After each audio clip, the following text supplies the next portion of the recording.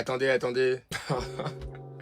Vous savez qu'en vrai de vrai, entre le Barça et Netflix, il n'y a pas un si grand monde d'écart.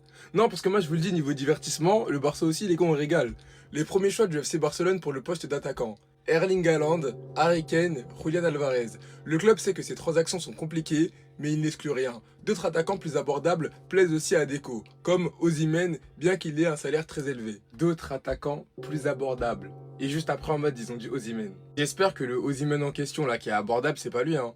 Parce que moi, je vous le dis, hein, même si tu arrives à payer le prix du transfert d'Osimhen, son salaire, tu réussiras pas à le payer. À Galatasaray, là-bas, il est trop bien, il doit toucher plus de 20 millions d'euros. Jamais de l'avion, on va payer 20 millions d'euros en salaire pour Osimhen, avec tout le respect. Mais bref, pour revenir sur les premiers choix que le Barça cible au poste d'attaquant pour cet été, Haaland, Kane et Alvarez. Haaland, vous savez tous ici que c'est mort dans le film. Alvarez, ça va être très compliqué. Et Kane, il est au Bayern et normalement, il va prolonger. Donc en vrai de vrai, c'est un coup cet été, on part sur Moriki ou Sorloth. D'ailleurs, je vous ai posé la question, vous préférez qui? Car apparemment, c'est les plans B du Barça pour cet été. Moi, personnellement, je préfère aucun des deux, je vous le dis, hein. Je préfère largement qu'on prolonge Lewandowski d'une saison et on repart avec Ferran Torres, ça va le faire. Bref, en tout cas, n'hésitez pas à me donner vos avis dans les commentaires, histoire de savoir ce que vous en pensez, et moi je lirai tout ça.